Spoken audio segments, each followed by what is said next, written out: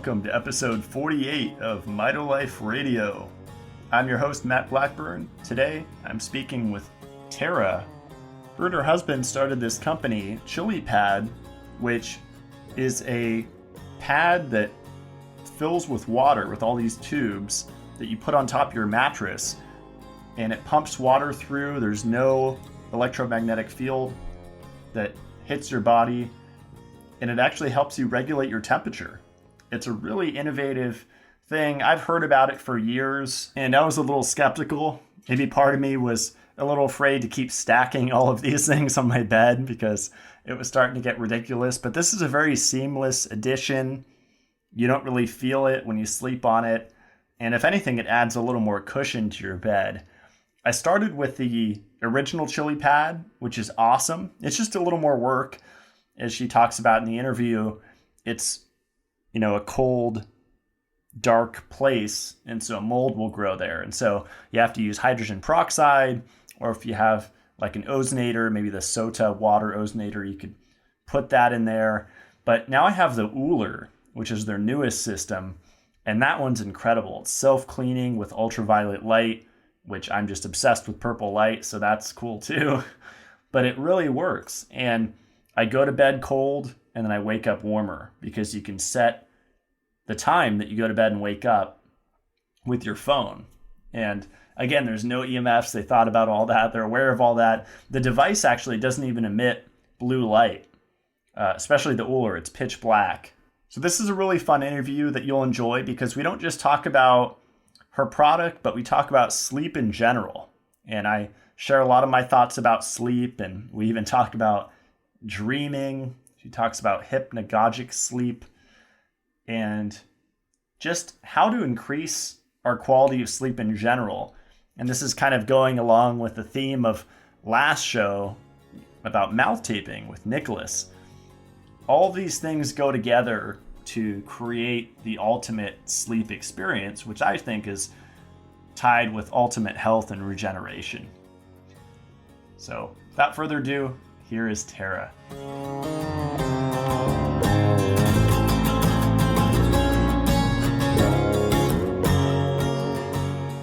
All right, I'm here with Tara. Welcome to the show.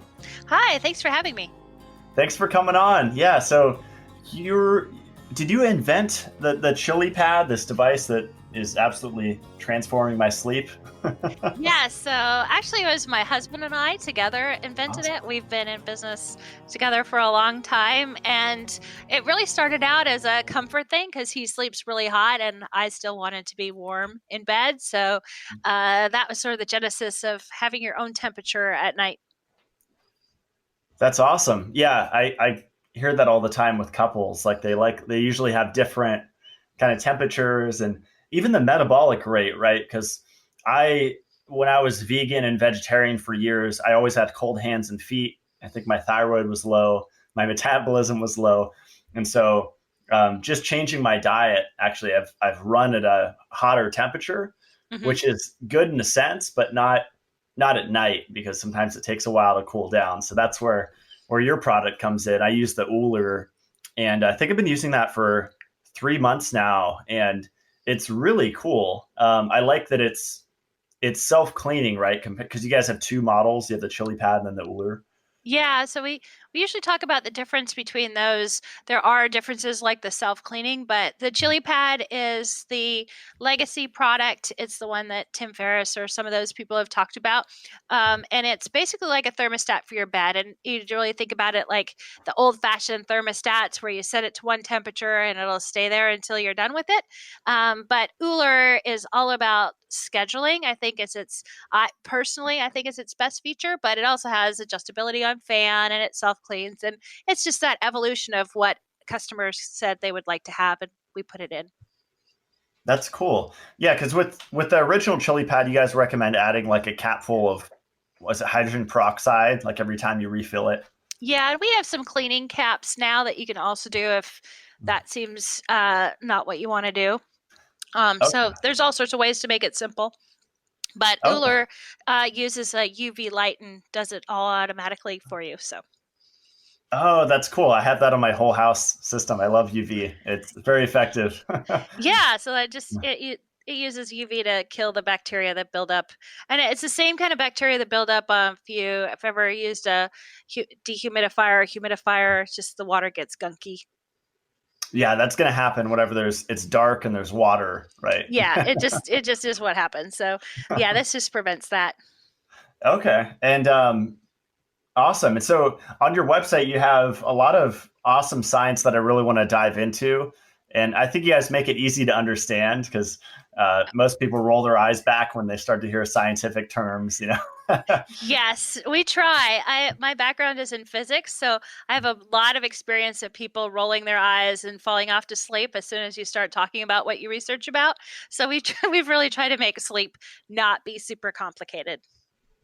Yeah, that's what I find with my sleep setup. It's been a fascination of mine. I think I first discovered grounding in like 2010 and, earthing, they call it. Hmm. And then that was kind of an evolution. Then I discovered Dean Bonley and the Magnetico sleep pad. And then recently got a Swiss dream bed and just been upgrading my system to be like this ultimate sleeping experience. And your product is a part of that. I would say I have like six things that I use, humidifier, essential oil diffuser, different things. But your product is integral to my sleep protocol, and it really does make a difference.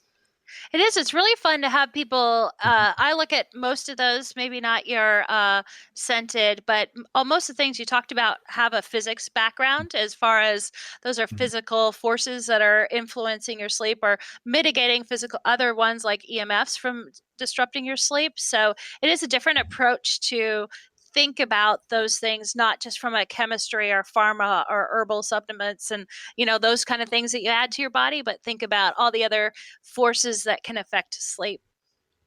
Yeah, yeah, and my philosophy, I'm sure you share this because of your fascination with sleep, is that it's the cornerstone of health.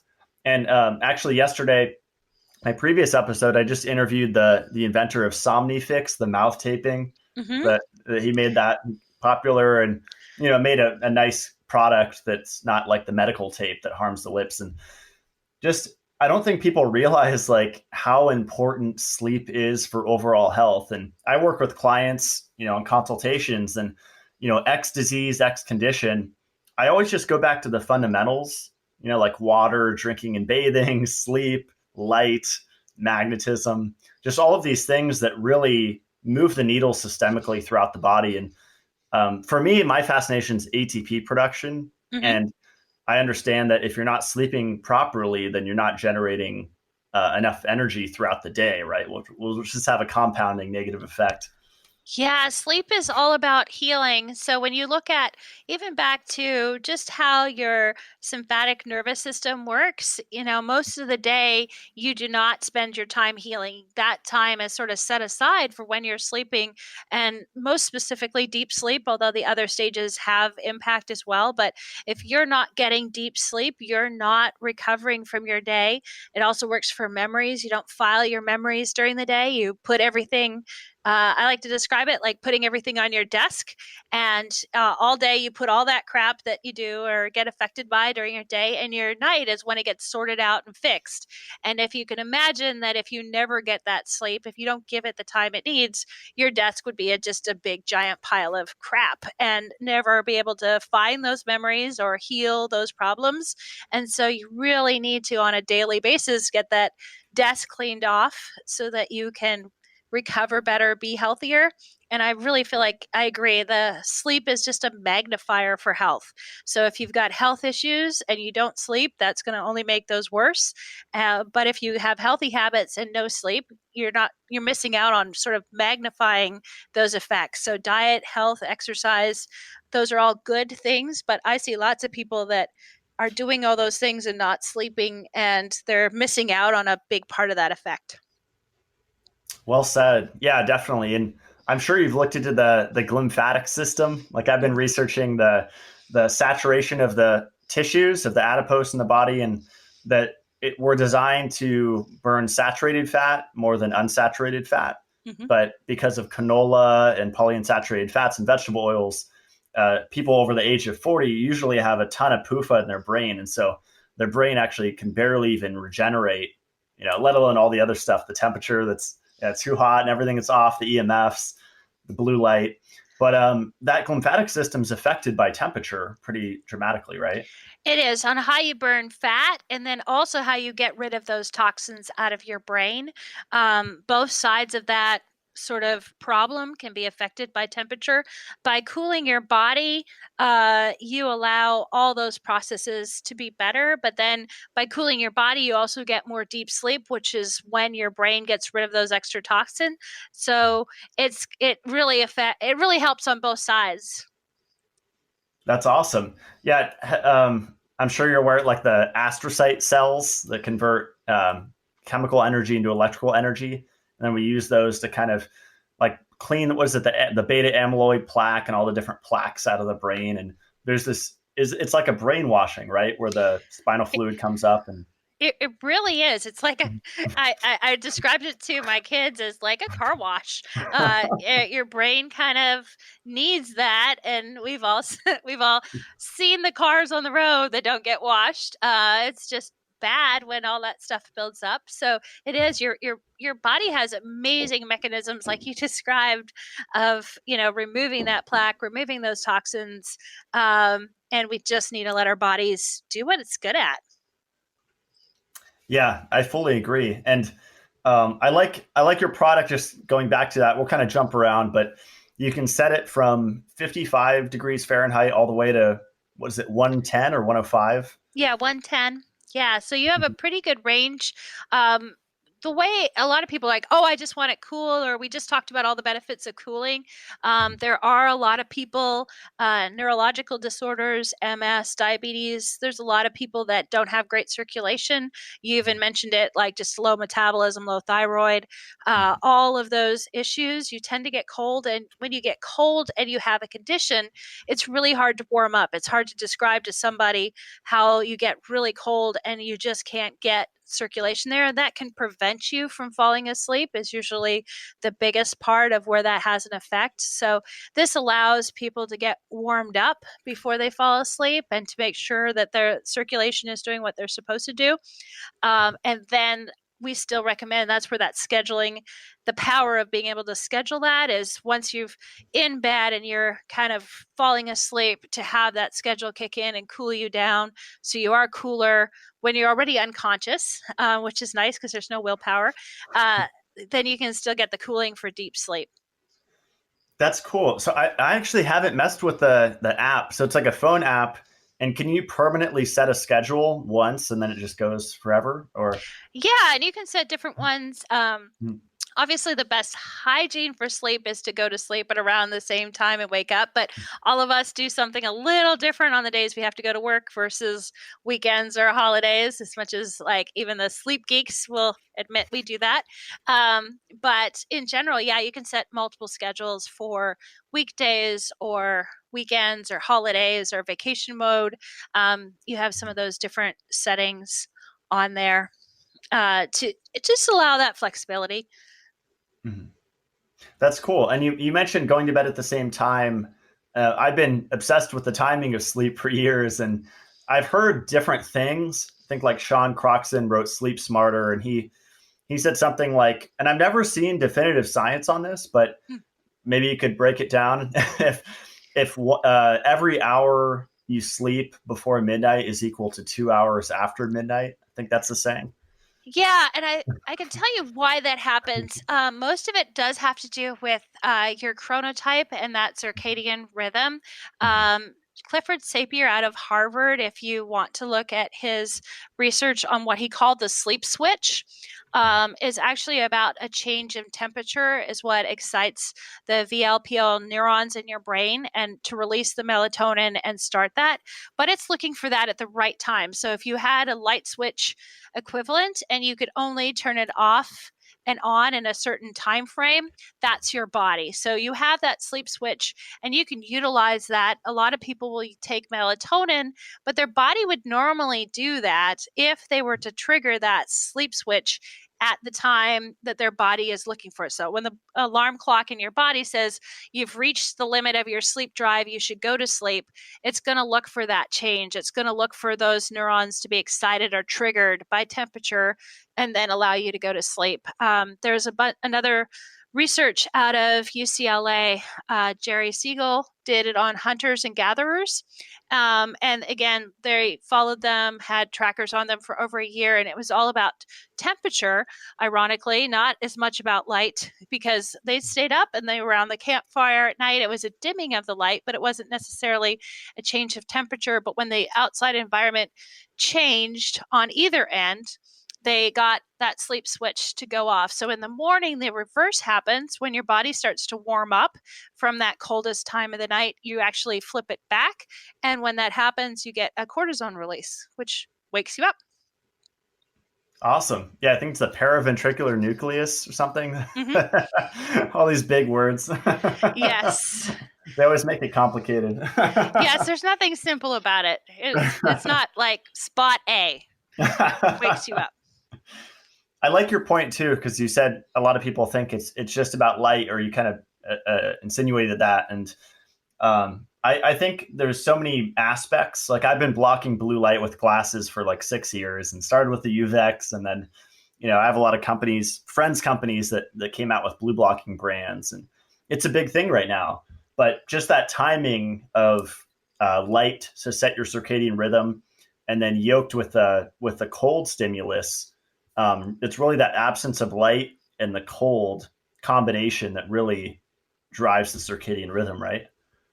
Yeah, so I think there's a one important point, and I have this conversation with people all the time, partly because Todd, my husband and partner, he could drink caffeine, coffee, bulletproof coffee, truly until the moment he goes to sleep, and then he goes to sleep. He actually is part of the 5% of the population that caffeine doesn't work on. Now, he doesn't get the buzz that the rest of us do, like the up from caffeine, but he doesn't get the down.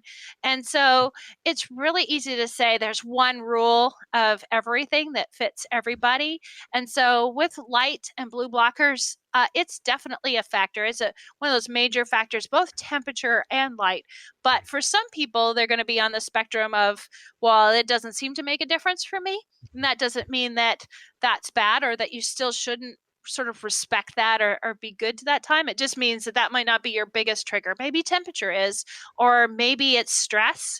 If your mind, for the people that have their mind spinning, if they don't do their meditation, for them, that's the biggest factor. So I think the important thing is all of these are all really strong variables, but I really encourage people to find their own recipe and continue to iterate until they find the key triggers for that. I really love that philosophy. Yeah, that's super balanced and individualized, and there's always that context there. And I like that phrase: find your weakest link and then work on that. And that's kind of how I work with clients, because if you try to one size fits all, it's like Yeah.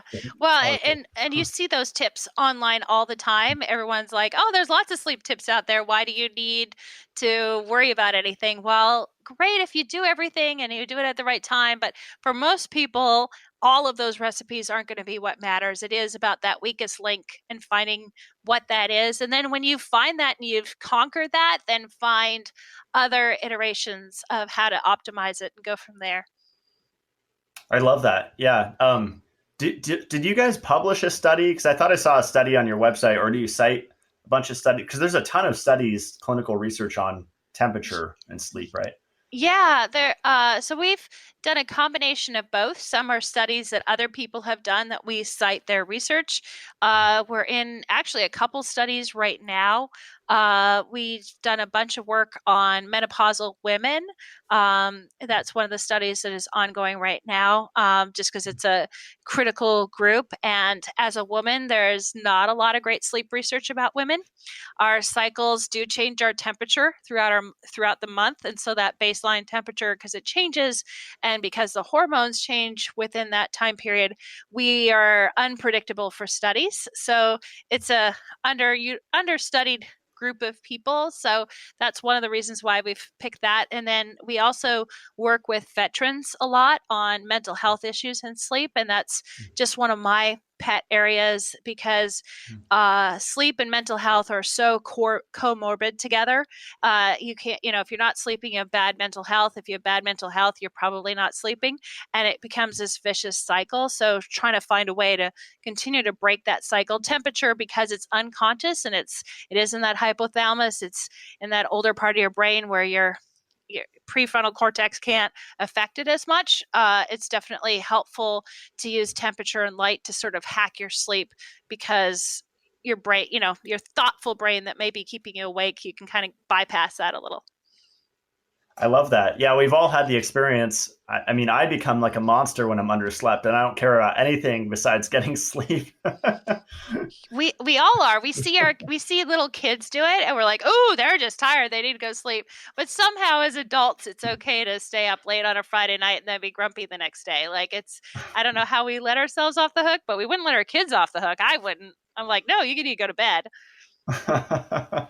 Yeah, and I heard someone sent me like a YouTube little radio show clip or something, and the guy was saying that it's I forgot who it was, but he was saying that there's a myth that you can catch up on sleep. Like if you undersleep one night, then the next night you get double the sleep and you caught up somehow. But it doesn't work like that, right? It takes a long time No, to. and I think the best way that I've heard it described is if you were to smoke cigarettes for 20 years and treat your body poorly in that way, and the moment you stop smoking cigarettes, your body will start to recover. But that doesn't mean like the next day you didn't smoke any cigarettes and suddenly your lungs will be back to the way they were. It's a process, and you can get to full healing when you've gone and abused your body. But when you don't sleep, you're basically abusing your body. It's been attributed to 17 to 19 hours of sleep deprivation is like 2 drinks of alcohol in an hour,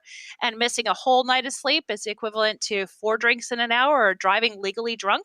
So we really abuse ourselves if we're skipping a night of sleep, and we've all done it. Everyone's done it. Everyone, if you've gone through college, for sure, you've done it at least once. And so we do all those things to our bodies, and then it isn't there's no quick fix, basically. Like it'd be really nice if you could just sleep the next day and fix it all. That doesn't mean you shouldn't try to get extra sleep or take care of yourself or, you know, buckle down on your sleep habits. But yeah, there's no sleep debt that you can just put a penny in and fix it the next day. Yeah, that's well said. Yeah, as a quote unquote biohacker, I don't know about that term, but experimenting and self experimentation, I found that systemic enzymes and red light therapy has helped me recover from being underslept. Just if I do like 20 minutes or whatever on the red light, and then slam some systemic enzymes that dissolve the proteins that accumulated. Yeah, so all of those, there's the list is a pretty long list when you start to look at all the different things. Women, again, I'm speaking for myself, tend to be chronically short on magnesium, the whole Mhm. population of the US. And so there's some really low hanging fruit. The red light therapy, I absolutely agree. But there is like just we're really low on minerals. We're really low on just the healthy bits in our life that will help sleep. So it isn't just about hours in bed. It really is about looking at that whole picture and where your body's at. Well said. Yeah, I've been speaking about magnesium for years, and I have a video on YouTube. A lot of people have videos, but showing how to make magnesium bicarbonate Hmm. from cold carbonated water and magnesium hydroxide. Shake it up, and it's really powerful. And it's the only liquid form of magnesium. So I've had a lot of awesome testimonials from that. I got short term depression, or my depression went away, or some kind of shift, some really deep emotional shift just from magnesium. So I fully agree on the mineral thing. It is. It's crazy. Yeah. I feel like I feel it in my legs. Like I just feel like I start breaking down when I travel. I'm not always good about all those habits, and so between jet lag and minerals, I feel like my body is a mess unless I really focus on taking care of it, especially when I travel. Yeah, yeah, well said. Since I moved and I'm far away from my parents now and a lot of my friends, my little hack is to use smart water, the carbonated smart water at the airport Hmm. that's in the fridge. And then I'll put in this product, electrolyte balance, from my friends at Pristine Hydro. And then that I shake it up and it makes this super bicarbonate with the four electrolyte salts in there, mostly magnesium. And Ooh, so, I'll have to try that one. I'll yeah, have to like hit you up for that again at the end, because I unless I write it down, I might forget. I'll be like, what was that again? I'll remember. Yeah, that sounds great. I've tried a bunch of other ones that I think are okay, but yeah, most of the time I'm mixing my own stuff, and it is hard when you're traveling to do those sort of things. Yeah, I just do it when I'm at the seat waiting for the to board the flight, and I'm reading a book or something. I just keep it there by my luggage. But yeah, so many little things. I think that's a big reason why I started this show, Mitolife Radio, is to educate people on the small little practical things, because there's almost an infinite amount that people can do before they get to the pharmaceuticals, right? Oh yeah, and the hard part is the pharmaceuticals. My son is 11, and so he's grown up in an age without a whole lot of commercials. So when a commercial comes on, he's like, "What the heck?" And most of the time, they are a pharmaceutical, and so they have this beautiful image of all of this person like overcoming this, and then they talk about all the symptoms, and he's like, or side effects. He's like, "Oh my gosh, why would anyone ever do that?" I'm like, "You're 11. I understand. Like." You've got it already, buddy. But it is all of those things. If you can avoid go, if you've got a real issue, like definitely. But my gosh, there's so many great other paths to fix stuff these days, and it can be overwhelming. But to find like I really loved your term weakest link, but find the weakest link and start there.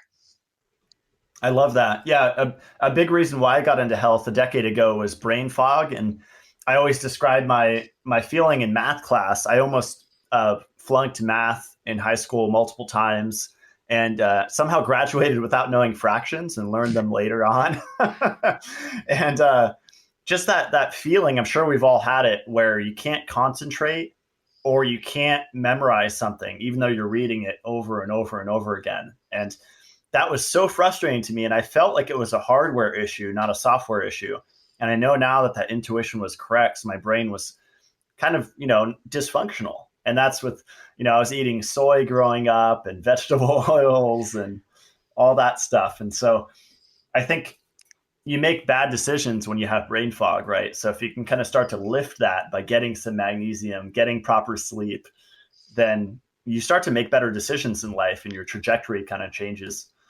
Yeah, there's some fun studies about brain fog and sleep deprivation and everything from financial decisions. The again, it goes to the culture we have in our society that sleep's not important, but you figure all of those Wall Street guys, gals that are making those split second decisions, a lot of them aren't getting great sleep. And when they were studied, it was pretty obvious they should. There's some great data on that. It's kind of fun. Interesting. Yeah, and that's kind of sad because those are probably a lot of the politicians, right? And the people pulling the levers of our society. Yes, definitely. We actually, I don't think I can actually use his name, but we have a couple politicians that have used our product on the road, and it is pretty fun list of people that use it as that interaction. But yeah, they have it on their sleep kit so they can get great sleep. That's pretty cool. I mean, it wouldn't be that hard to travel with it, especially just for one person, right? Even if you put like the Ooler is kind of more compact, right? Put that in the. Do a lot of people do that you found, or? So we have a lot of professional teams, and as I alluded to, if you're running for president or in that sort of framework, you have somebody that can carry luggage for you. So we packed, what would be a carry-on size bag with uh, a pad and an Ooler control unit. Um, I like to, if I possibly can, bring it with me. I have to say, on international flights, I don't though, because Yeah, it's just can't make it work. But too much of a hassle. there's definitely we do have patent stuff, and I will say that we are headed towards having a travel version Awesome. for that reason, because I don't like living without it. So I'm highly motivated to fix that one. That's really cool. Yeah, because I think, I go to health conferences. That's how I network a lot and just kind of advance my knowledge. And it's really fun. I always discover new companies. And whenever I stay at a hotel, I have my things that I bring with me. I'm pretty extreme. I'll actually hook a travel portable water filter system, like an 8 stage, right to the sink. I'll put a shower filter on. I'll put red light everywhere, and then I'll put on a hypo air, a little air Yep. filter. Um, and just do as much as I can. I'll even put like dirty electricity filters all around. Yeah. Uh, Traveling is terrible for you. I know we have that conversation. Honestly, I didn't on the last sort of health summit in London, but I kind of regretted it. Here I am talking about sleep stuff. I've just flown across the Atlantic to be there, and now I'm like jet lagged and sleep deprived. But yet talking about how wonderful sleep is, it feels very hypocritical. well, you're on point most of the time. That's all that matters. So That's okay. I can tell you how to get there. It's just not here with me. No. Have you ever used the human charger? There's so many little biohacking devices. There's like the visor and then one lights you can shine in your ears I used for a while, but I found those help with jet lag. Um, Yeah, actually, we connected with someone at the London Health Summit. They actually have a whole machine that works on different frequencies, and I felt that was really helpful. Before the show started, I went and could hang out and utilize his machine that he brought.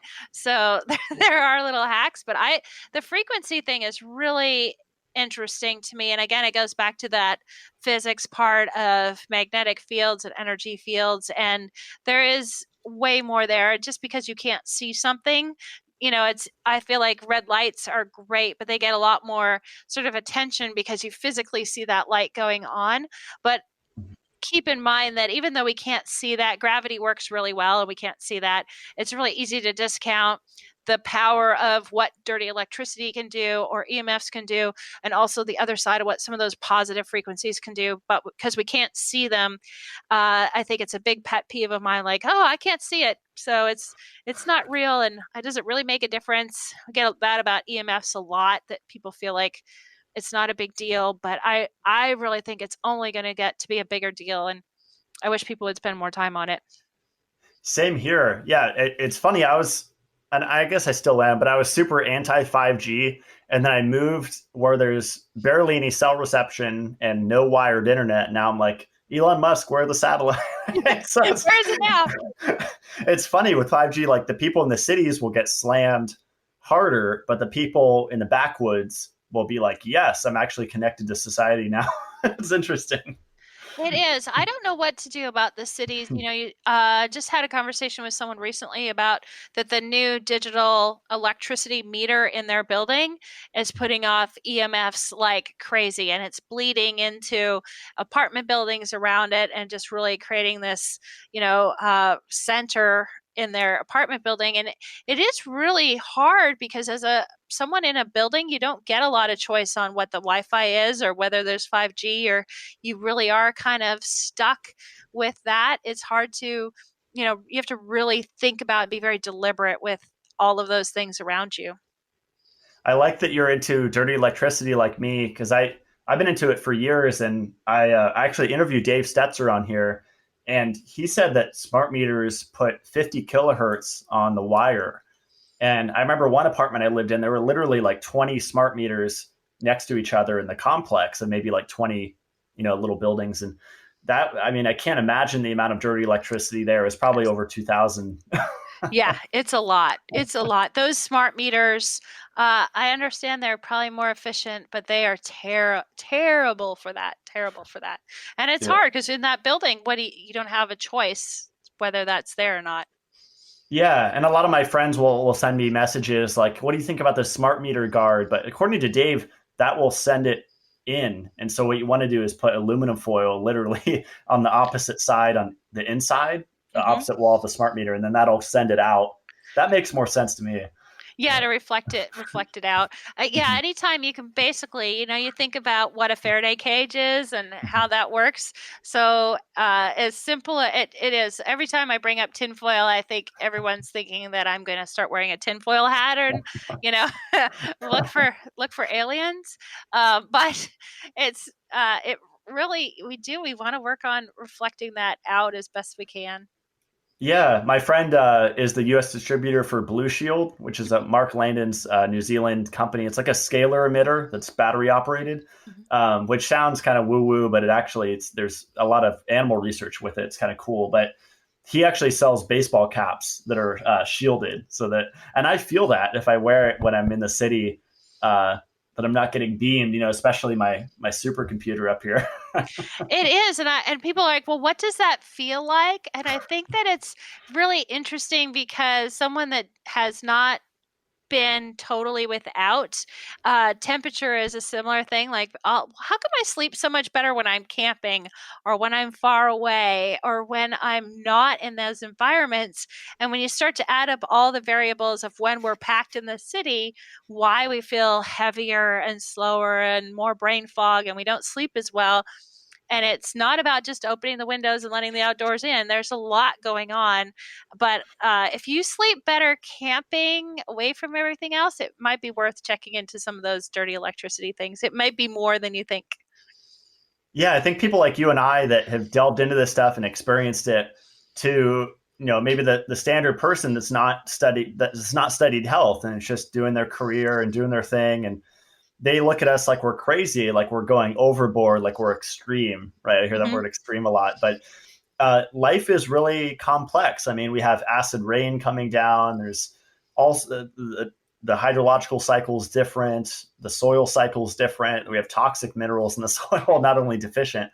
And it's just like life is not, we're not like back in biblical times. It's way different. So, Well, yeah. and the other conversation I have a lot is that this has all been changes in the last 50 to 100 years. 100 years ago, you figure Edison came up with electricity in 1879. That's not that long ago. That was the very first light bulb. From then you figure in 1950s or like, the computer was a whole room full of stuff like that a government had somewhere. That was not everywhere on our watch, on our bodies, on our phones. It wasn't everywhere. And so the data on what all of this accumulation of technology that does make our life more convenient, what all those conveniences do is really messy. We're seeing, higher numbers and all sorts of chronic problems, and we don't have one thing to point it to because there isn't just one thing that's changed. We've changed a lot of things in those last 150 years. That's a really good point. Years ago, I read this book called Reverse Aging by Sang Wang. And he was a guy from Japan that talked a lot about alkaline water, but he also talked about infrared light specifically and how sleeping with a partner is healthier for longevity than sleeping alone because you reflect that infrared light. So the other person's actually acting as a mirror for your infrared heat, basically the heat you're emitting, which is cool. But that made me think of something about the unnatural temperature that we're exposed to nowadays. Because not only do we have central air and central heating, which is a whole problem in itself, blowing in particulates and stuff if it's not clean, but have you looked into like if EMFs? I mean, EMFs literally microwave our tissues. So just being on Earth, are we naturally hotter now because of all these microwaves that are bouncing around? So I don't know if, again, because there's so many variables. What I Yeah. have looked at pretty intensely with our human thermal modeling, we have a pretty specific algorithm and how that works. Mhm. And really, a lot of our sleep manipulation patterns are on that human thermal model. But most of the time, the biggest factors, and again, it's about that weakest link. It's not to say EMF isn't there, but is the mattress itself. So we've gone to these memory foam mattresses. They're all man made materials. They tend to absorb heat. And when we want to be coolest in the middle of the night, they're reflecting heat back. They don't breathe very well. So moisture content, all those sort of things. A lot of us use fans. There's a lot of people, and that air blowing on you is not good for your sinuses, and it just intensifies that. But living in a constant environment, we didn't have that. You figure, again, you go back that 100 years ago, and there was maybe a fireplace that helped keep the heat somewhat warm in that building, but it's changed throughout the day. It wasn't one constant temperature. There wasn't one constant temperature all year. There wasn't one amount of light all year. It changed with the seasons, and we slept on had different seasonality with the seasons. We've tried to eliminate, in the name of comfort and convenience, we've eliminated all of those things that our bodies over a really long time have evolved to expect. And suddenly, in the last 50 years, we've taken all of that out and added other junk in. And now we wonder why we're not very healthy and we don't sleep. It's kind of doesn't make sense from an equation perspective. Well said. Yeah, I've gotten asked before about the coil style mattresses and whether you go with the coil, which can kind of radiate EMFs potentially, non native electromagnetic fields, but that or the memory foam, they're both kind of bad. It is really hard to find a man-made bed material anymore. I tend, if you're managing your EMFs, and there's lots of great Faraday type materials and fabrics out there to kind of mitigate the coils. I'm still a big believer in coils. Todd's uncle invented the water bed, so we've also experimented with that. But the water itself, just like the coils, can absorb an EMF field.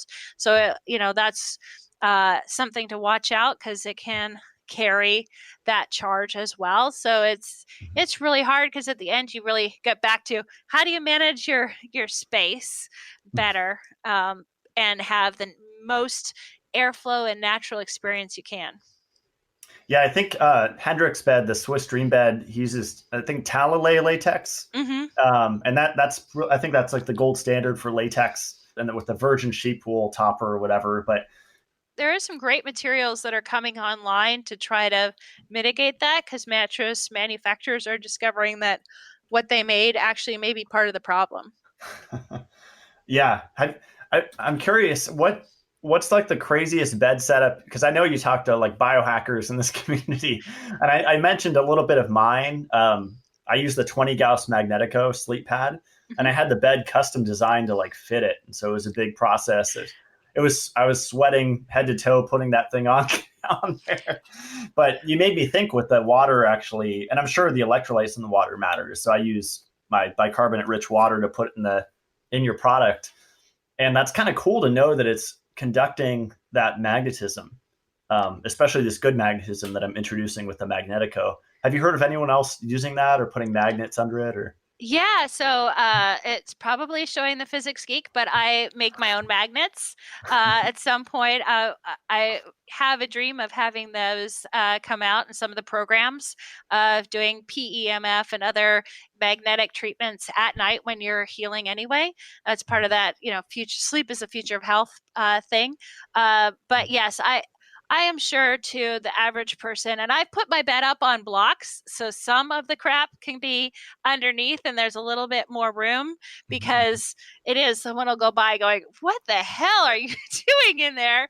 Because at different points, when I was evaluating different sensors, I had 5 or 6 different sensors all on, mapping them at the same time. And yeah, I've tried all different sort of therapies in and around the bed and different lights, and yeah, it looks pretty weird in our bedroom most of the time. like a sci-fi movie. It is. I have to create times where I'm like, okay, I'm not going to experiment anymore, just like, and have really good sleep, because it actually got to a spot where I was iterating and changing so much that I'd wake myself up like, oh, I don't think that's working. And then I'm like messing around, and then I'm like, well, now I'm tired. Well, I've been I've been messing with stupid stuff all night, like trying to get something just right. Um, That's I've had funny. hypothermia machines to like work on some of that modeling. So yes, over the years, our room has looked pretty ridiculous. That's hilarious. I can actually relate. This was years ago when I was just getting into health, and I was using a ultrasonic brain device invented by a character Patrick Flanagan, and it was I haven't tried that one. It was interesting. Yeah, it's 40 kilohertz of ultrasound, and I'm sure you're familiar with like Gerald Pollack talking about easy water and Yep. how ultrasound does it in addition to infrared light. And so it was like two electrodes that goes on the forehead, and I was beaming in subliminal messages like from some website that I downloaded all these different ones, and abundance and different ones. And I think it worked. I think 3 to 6 months while I slept.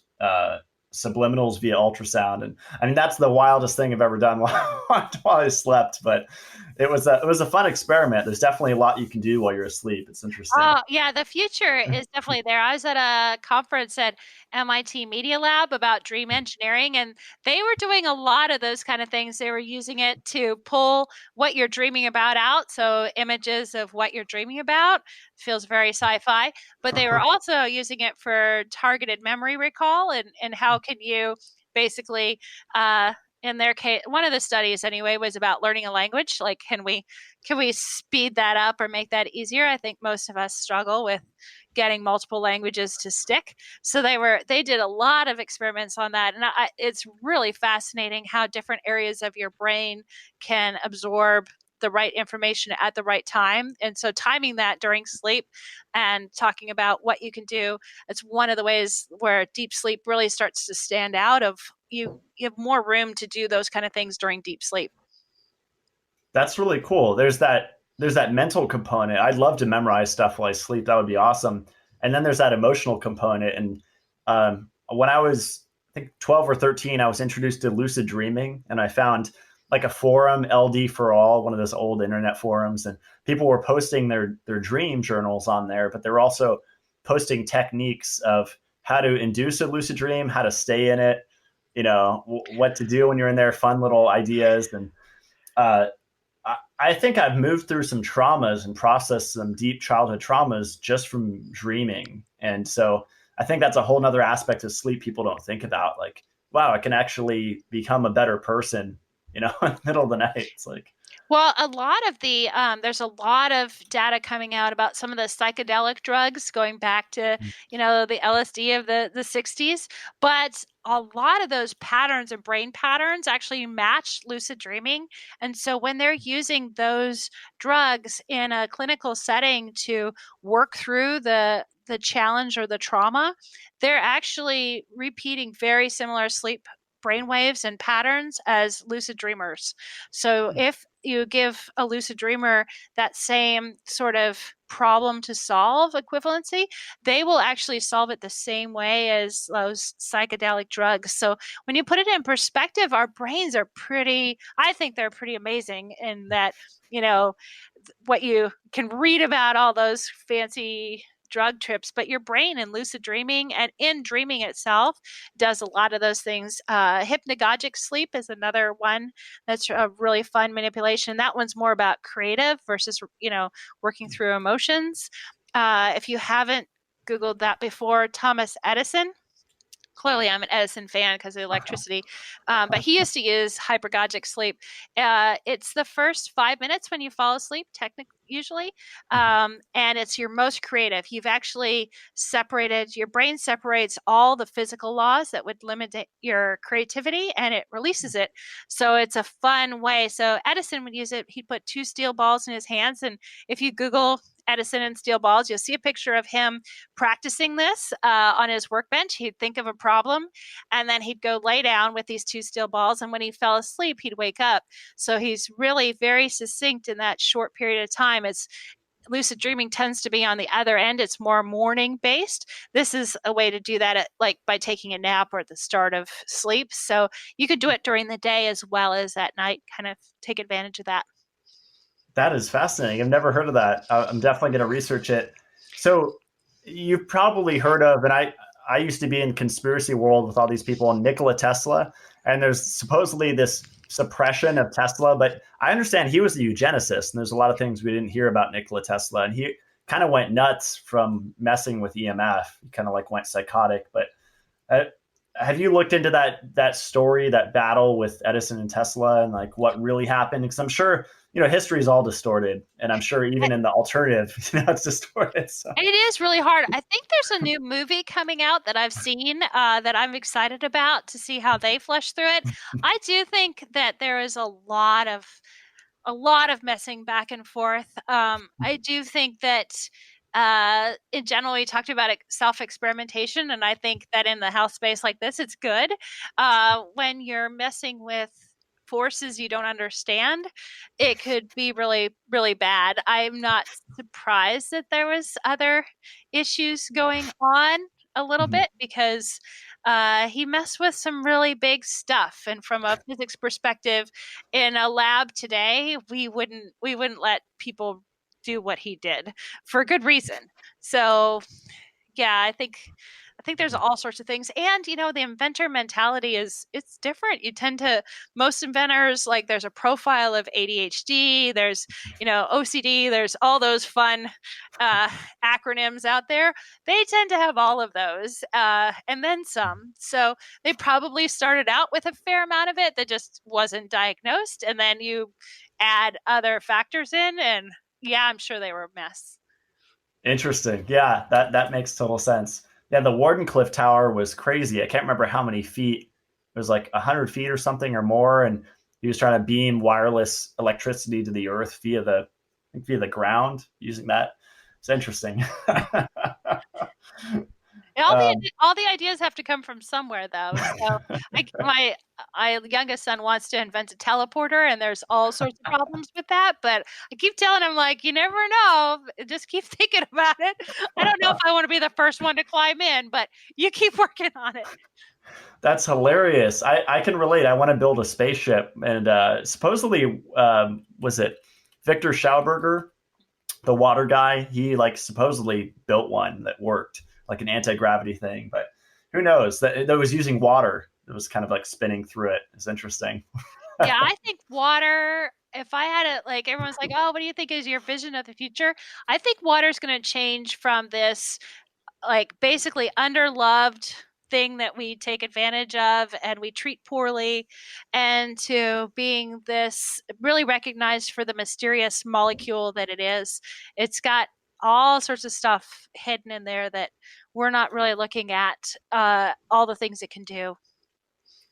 Yeah, there was this great interview. She passed, but Mei Wan Ho, she was a scientist, and she wrote the book The Rainbow and the Worm. She was a physicist, and that was incredible. She was really into easy water, like before it was cool, Yeah. and she has some good material. But I wanted to bring up this point because we didn't talk about it. Kind of coming to the end. 25 times the cooling efficiency of air. So I think about the Chilipad and the Ooler as kind of like heated car seats, where you can turn on the heat and heat the whole cabin, or you can just heat the seats. And this is kind of the same mentality, right? With your product, you save electricity, it's more efficient. Yeah, so the 25 times more efficient than air really is talking about water and the specific Mhm. capacity of water and how it cools and heats. And I think the best way to picture that is in your oven, if in your house, when you put your hand in, you're not going to leave it there forever, but in a moment, you can leave it in and it's not going to burn anything. Now, you're not going to do that same thing in boiling water, and you can see the difference of how those molecules interact. A lot of it's just surface contact at that point, but also it has to do with the ability of water and how it holds energy and how it transfers energy from your body. So when you yourself are an engine, and obviously we cool our cars with a radiator, not just air flowing over it. And we are not that different. We're putting off, on average, well, it really depends on the size and metabolism and such, but somewhere between 60 and 140 watts of power on average. So we are generating this heat out of our bodies, and that has to be dissipated somehow. So we use water to basically act as a radiator for your body all night, and to take that heat out of the equation, and to hopefully cool you down more than, depending on the time of night. That's awesome. And I just have two Q&A questions here Someone asked, what's the best way to get into REM sleep? Ooh, so I really like to talk. This is like my pet soapbox talk, is what I'm told, but I really like to think about sleep as in three buckets of the night. I do it in buckets partly because sleep is messy and you put messy crap in buckets. And then when we start to think of blocks, we want to put it in blocks of time, and all those blocks are different sizes. So your first block is your bedtime bucket, and we kind of talked about, finding that ideal temperature to fall asleep. And that includes also that light equation and other meditation and removing stress. It's a messy bucket, but it's one bucket. And then your next bucket is your deep sleep bucket, and that's from when you fall asleep until about the middle of the night. That's when your body is going deep sleep. You're basically going into a valley of temperature. You're about 2 degrees colder than you normally are. So if you think about 98 to 96, we average a little different throughout the day, but about that. And so your REM sleep, if you're at that bottom of the valley, you're actually coming out of the valley. And so, in order to get the best REM sleep, you want to time that to slightly warmer. And for most people, that is about room temperature. So, if you've set your Ooler of your bedtime temperature, and then you set it for your deep sleep time, and you may have to experiment with that a little bit, but try to get as cold as possible. If you're waking up too cold, then adjust the temperature back, because you're waking up cold because your REM sleep really wants it to be warmer. And it's not to say you only have deep sleep in that bucket and you only have REM sleep in that bucket, but it's predominantly that. And that's the section of the night that we really want to encourage or grow our capacity and optimize that for that type of sleep.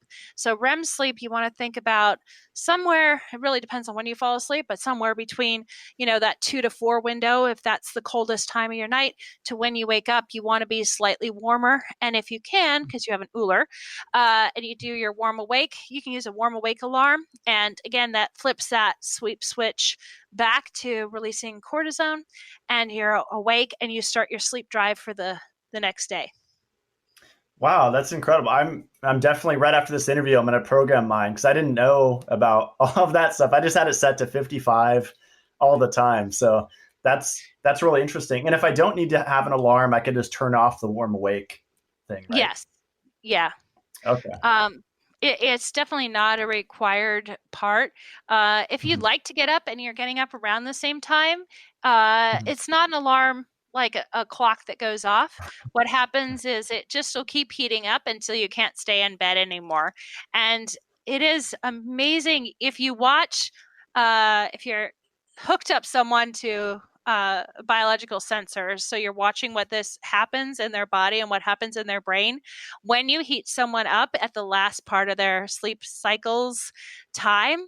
It triggers things, like I said, in that sleep switch, but it triggers things all over their body to basically warm up. So when you heat that body up, it really is almost like it catapults you out of bed. Like it's kind of phenomenal what it can do that way.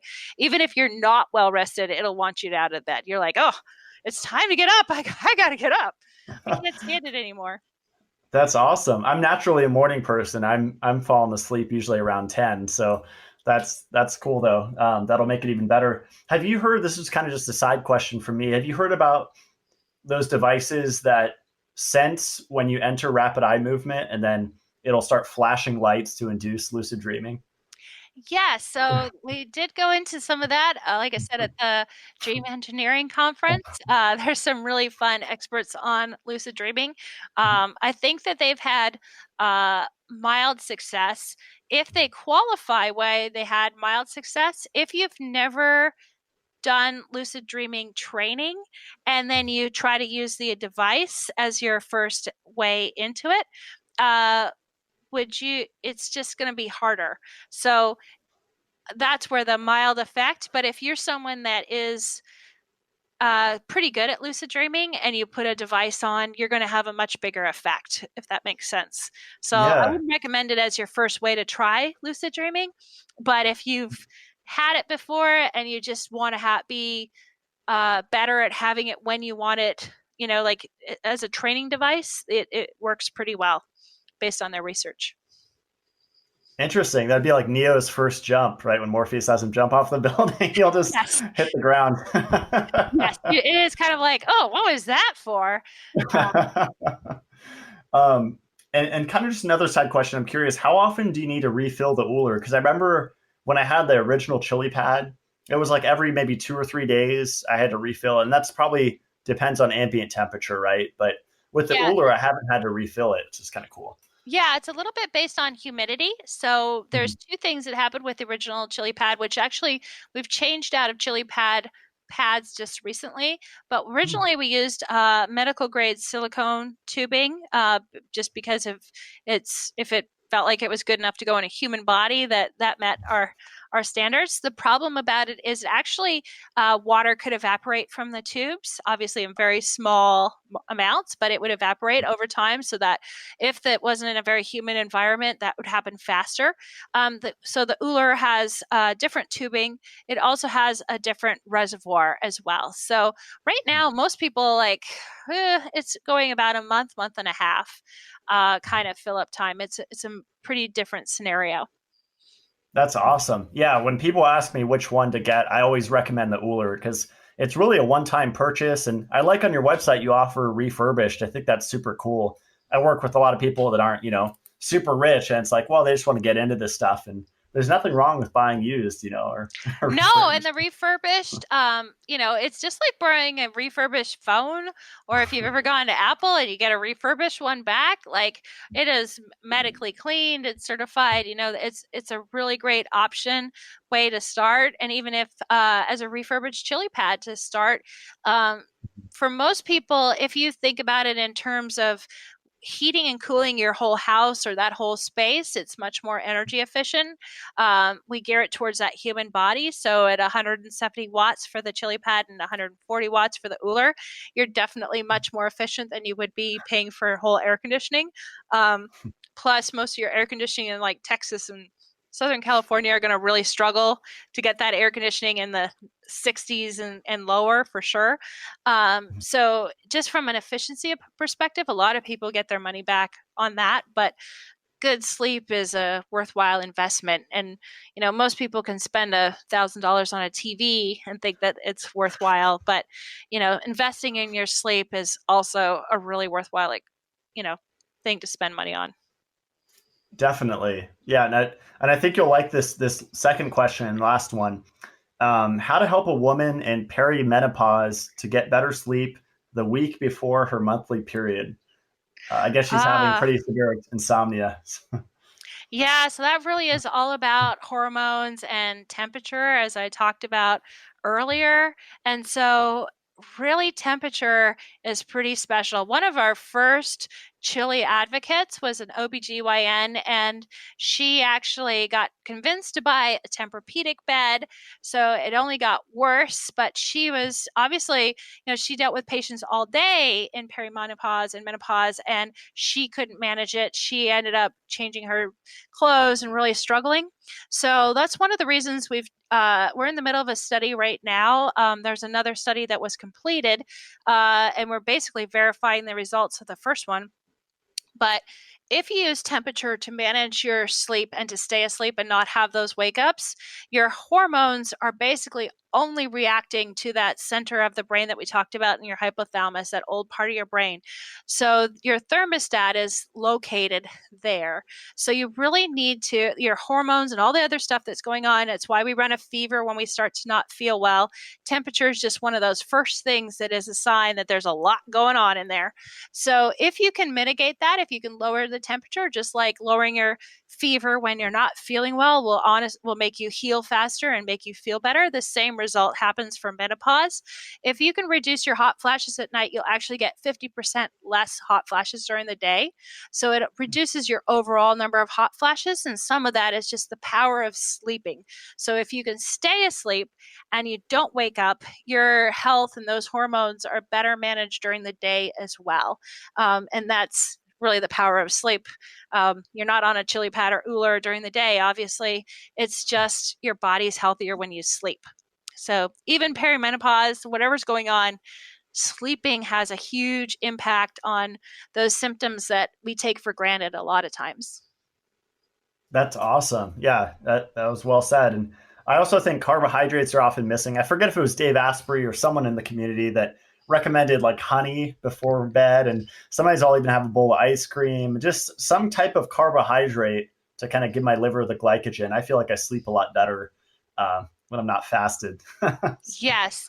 Yeah, it's really hard because there's all this advice about a protein heavy diet, but keep your protein like 3 hours from bedtime and, be gentle on your carbs. Like don't eat a whole jar of honey, but like have a moderate amount of carbohydrates that will also help with sleeping. But very likely the hormones that are going on are in that deep sleep time, because that's what deep sleep does, is it's your body's chance to do all those things. So you definitely want to be cold as possible during that deep sleep time. That's critical to get through those hot flashes. Awesome, Tara. Well, I think this was super informative, and people will take away a lot from this, a lot of practical tips. And thanks for coming on the show. Stick around while I close it out. Sure.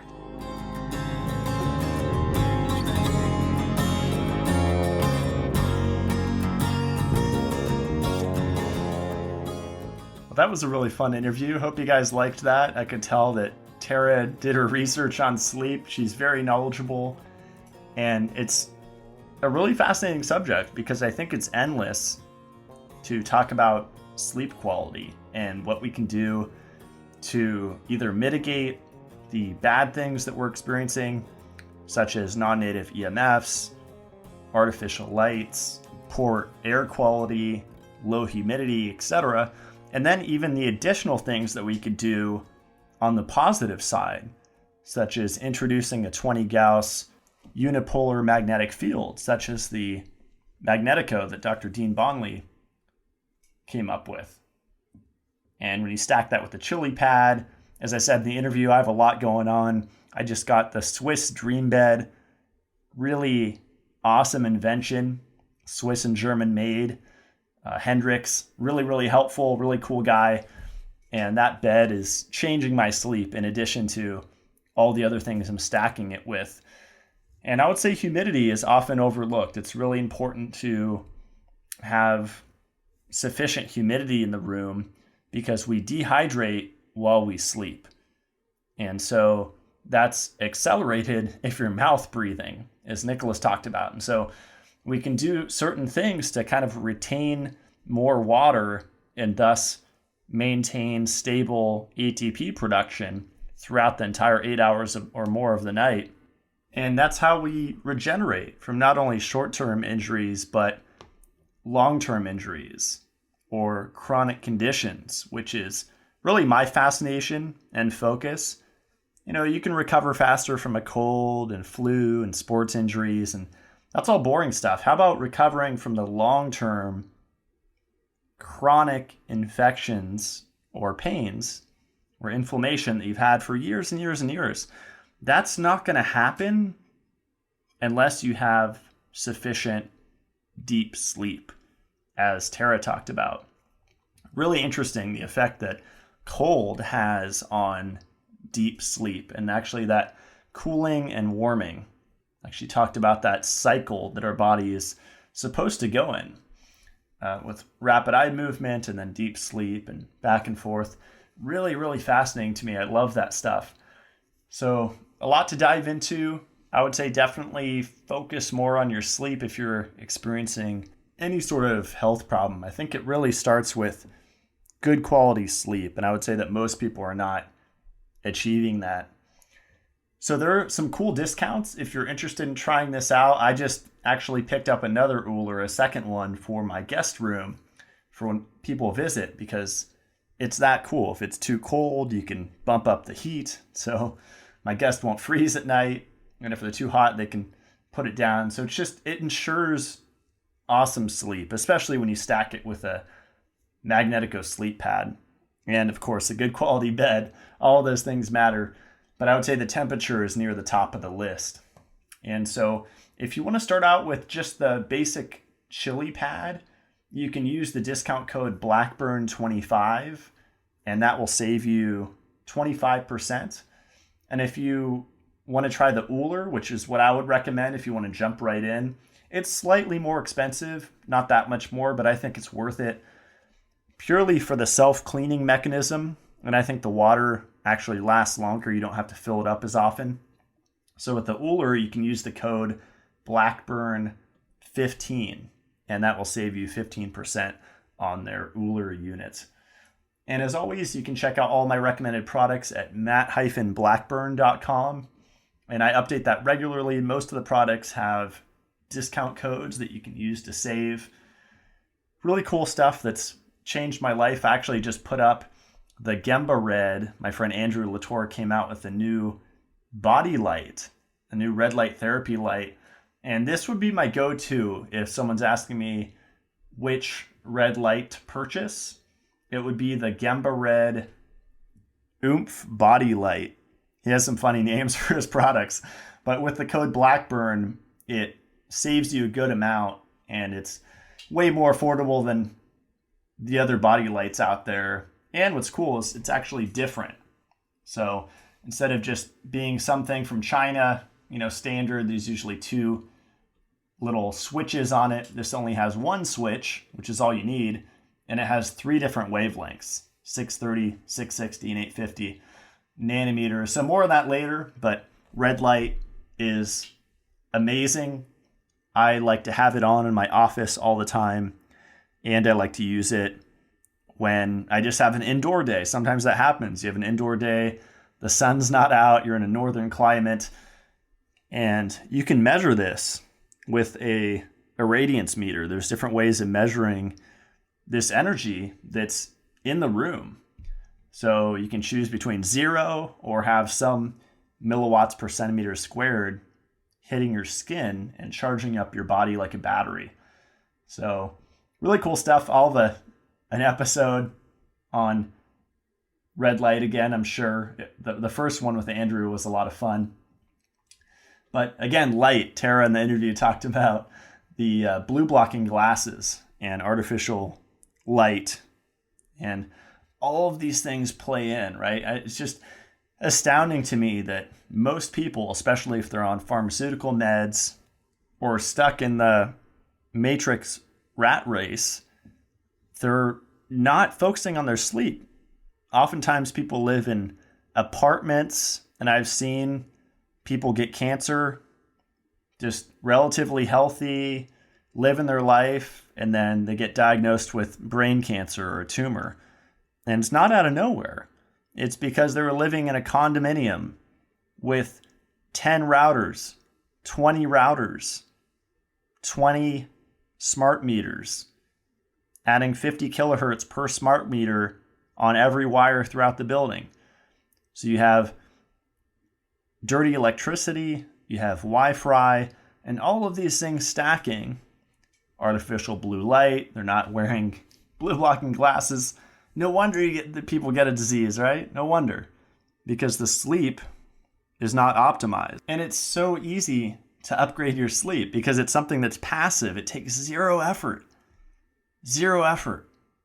You just upgrade your bedroom, your bed, your sleeping environment, and boom, better health. Wow.